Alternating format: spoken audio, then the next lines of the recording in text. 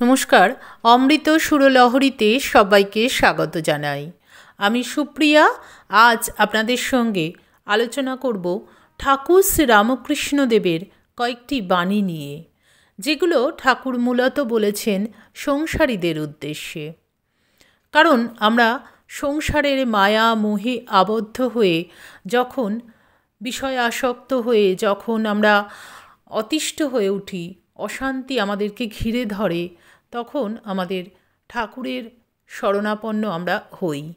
কিন্তু শুধু ঠাকুরের শরণাপন্ন হলে তো আমাদের হবে না।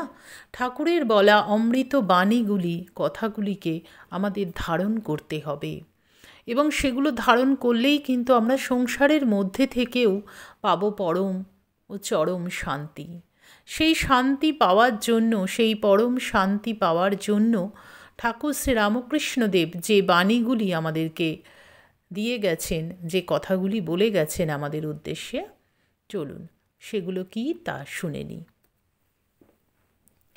ঠাকুর শ্রী রামকৃষ্ণ বলছেন, সংসারের কর্ম বড় কঠিন। বন বন করে ঘুরলে মাথা ঘুরে যেমন অজ্ঞান হয়ে পড়ে, তবে খুঁটি ধরে ঘুরলে আর ভয় নাই। কর্ম করো, কিন্তু ঈশ্বরকে ভুলো না। বলছেন, সংসারে টাকার দরকার বটে, কিন্তু উগুনোর জন্য অত ভেবো না। যদৃচ্ছা লাভ, এই ভালো। সঞ্চয়ের জন্য অত ভেবো না।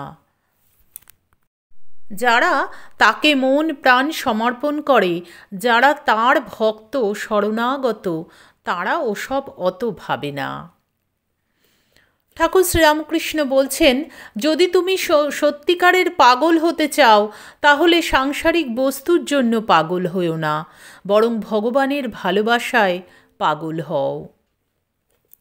যদি কোনো ব্যক্তি চিরদিন অবিচ্ছেদ্যে খাইতে শুইতে উঠিতে বসিতে সর্বদা আমাকেই স্মরণ করেন, অর্থাৎ সাধক যদি আমাকে না ছাড়িয়া জীবনের সকল কার্যেরই অনুষ্ঠান করেন, তাহা হইলে তিনি আমাকে অনায়াসে লাভ করিতে পারেন। ভগবৎ প্রাপ্তির জন্য তাহার কঠোর তপব্রত, প্রাণায়াম ও যোগাদির আর কিছুমাত্র আবশ্যক নাই। বলছেন, মনের যেমন বন্ধন আছে, তেমন মনের মুক্তিও আছে। এই সংসারে হয় তুমি ঈশ্বর প্রেমে নিজের চেতনাকে মুক্ত করবে, নয় তুমি সংসারের বন্ধনে বন্দী হবে। ঠাকুর বলছেন, একরকম বাদলে পোকা আছে, তারা আলো দেখলেই ছুটে যায়, তারা তাতে প্রাণ দেয়, তবু অন্ধকারে আর যায় না। তেমনি যারা ভগবানের ভক্ত, তারা যেখানে সাধু থাকেন ও ঈশ্বরীয় কথা হয়, সেখানে ছুটে যায়। সাধন ভজন ছাড়া সংসারের অসার পদার্থে আর বদ্ধ হয় না। যেমন মুক্ত পেতে হলে ঝিনুকের প্রয়োজন, ঠিক তেমনি পরম ঈশ্বরকে পেতে হলে সৎ কর্ম ও ঈশ্বরে ভক্তির প্রয়োজন। যাদের এত আমার আমার করছো, চোখ বুঝলেই নাই, তবু নাতির জন্য কাশি যাওয়া হয় না। এরূপ সংসার মিথ্যা, অনিত্য, ঈশ্বরই সত্য। তার উপর কীরূপে ভক্তি হয়, তাকে কেমন করে লাভ করা যায়, এখন এই চেষ্টা করো। মৃত্যুকে সর্বদা মনে রাখবে। মরবার পর কিছুই থাকবে না, এখানে কতকগুলি কর্ম করতে আসা। ঠাকুর বলছেন, যে সংসারী ঈশ্বরের পাদপদ্মে ভক্তি রেখে সংসার করে, সে ধন্য, সে বীর পুরুষ। যেমন কারো মাথায় 2 মণ বোঝা আছে আর বর যাচ্ছে, মাথায় বোঝা তবুও সে বর দেখছে। খুব শক্তি না থাকলে হয় না। যেমন পাকাল মাছ পাঁকে থাকে, কিন্তু গায়ে একটুও পাঁক লাগে না। পানকৌড়ি জলে সর্বদা ডুব মারে, কিন্তু পাখা একবার ঝাড়া দিলেই আর গায়ে জল থাকে না।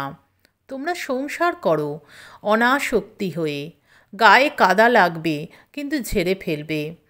পাকাল মাছের মতো কলঙ্ক সাগরে সাঁতার দেবে, তবু গায়ে কলঙ্ক লাগবে না। ঠাকুর বলছেন, সংসারীর হবে না কেন? সংসারেও ঈশ্বর লাভ হয়। সকলের মুক্তি হবে। সাধু সঙ্গ আর সর্বদা প্রার্থনা করতে হয়, তার কাছে কাঁদতে হয়। মনের ময়লাগুলো ধুয়ে গেলে তার দর্শন হয়। মনটি যেন মাটি মাখানো লোহার সূঁচ, ঈশ্বর চুম্বক পাথর। মাটি না গেলে চুম্বক পাথরের সঙ্গে যোগ হয় না। কাঁদতে কাঁদতে ছুঁচের মাটি ধুয়ে যায়। ছুঁচের মাটি অর্থাৎ কাম, ক্রোধ, লোভ, পাপবুদ্ধি, বিষয়বুদ্ধি। মাটি ধুয়ে গেলেই ছুঁচকে চুম্বক পাথরে টেনে লবে, অর্থাৎ ঈশ্বর দর্শন হবে। চিত্তশুদ্ধি হলে তবে তাকে লাভ হয়। কি সুন্দর করে ঠাকুর বুঝিয়ে দিলেন কতগুলি বাণীর মাধ্যমে যে কিভাবে আমরা সংসারে থাকব। একটাই কথা, সর্বদা ঈশ্বরের চরণে নিজের মনকে ফেলে রাখতে হবে আর সর্বদা সৎকর্ম, ভালো কর্ম করতে হবে। এই হলো সর্বোৎকৃষ্ট উপায়। তাহলেই আমরা সংসারে থেকেও আমাদের ঈশ্বর লাভ হবে। মা বলছেন ঈশ্বর লাভ মানে কি? ঈশ্বর লাভ মানে কি হাত কান, দুটো হাত গজানো, দুটো কান গজানো বা কোনো শারীরিক কোনো পরিবর্তন না, মনের পরিবর্তন। মনটা সম্পূর্ণ বদলে যায়। যা কিছু ভালো সেদিকেই মন যায় ছুটে। এই হলো ঈশ্বর লাভ। তো সেই ঈশ্বরকে লাভ করতে গেলে সর্বদা ঈশ্বরের চরণে নিজের মনটাকে ফেলে রাখতে হবে। কি সুন্দর বললেন, মৃত্যুকে মনে রাখতে। সত্যি কথাই, মৃত্যু তো একদিন আমাদের আসবেই, কিন্তু এই যে আমরা আমার সর্বদা করি এবং দুঃখ পাই, সেই দুঃখ যাতে আমরা না পাই, তাই ঠাকুর বলছেন সব করো কিন্তু ঈশ্বরের দিকে মন রাখো। ভালোবাসলে আঘাত পেতে হয়, সংসার নিয়ে মায়ামোহে আবদ্ধ হয়ে থাকলে দুঃখ কষ্ট ভোগ করতে হয়। তাই ঈশ্বরে মন রেখে সংসার করো, তাকে ভালোবেসে তাকে ভক্তি করে সংসার করো। আশা করি আমাদের আজকের উপস্থাপনা আপনাদের সকলের খুব ভালো লাগলো। আজকের কথাগুলি থেকে, ঠাকুরের কথাগুলি থেকে আপনারাও উপকৃত হলেন। ভালো লাগলে প্রতিদিনের মতন লাইক, কমেন্ট, শেয়ার করবেন, তাহলে আমি একটু উৎসাহ পাবো। আপনাদের ভালো ভালো কমেন্ট অনেকেই করছেন, অনেকেরই ভালো লাগছে। সত্যি এও আমার এক পরম প্রাপ্তি ঠাকুর মায়ের কৃপায়।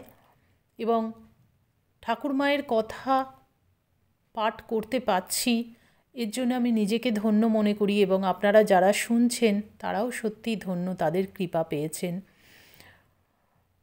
তো সেজন্যই বলবো আপনারা বেশি বেশি করে শেয়ার করুন। যারা আরও শুনতে চান বন্ধুদের মধ্যে শেয়ার করুন, বন্ধুরা উপকৃত হবেন। যারা আমাদের চ্যানেলটি সাবস্ক্রাইব করেছেন তাদেরকে অসংখ্য ধন্যবাদ। যারা আমাদের চ্যানেলের নতুন বন্ধু তাদের কাছে অনুরোধ রইল চ্যানেলটি সাবস্ক্রাইব করে পাশের বেল আইকনটি ক্লিক করে রাখবেন। তাহলে আমি যখনই কোনো ভিডিও আপলোড করব আপনারা তার নোটিফিকেশান সবার আগে পেয়ে যাবেন। ঠাকুর মায়ের কৃপায় সকলে ভালো থাকবেন, সুস্থ থাকবেন, সকলের মঙ্গল হোক, সকলের ভালো হোক। ঠাকুর মায়ের চরণে আমার আভূমি লুণ্ঠিত প্রণাম জানিয়ে আজকের ভিডিও এখানেই শেষ করছি। আবার আপনাদের সঙ্গে দেখা হবে আগামী ভিডিওতে। হরি ওম তৎসৎ। শ্রীরামকৃষ্ণ অর্পণমস্তু। জয় মা শারদেশ্বরী।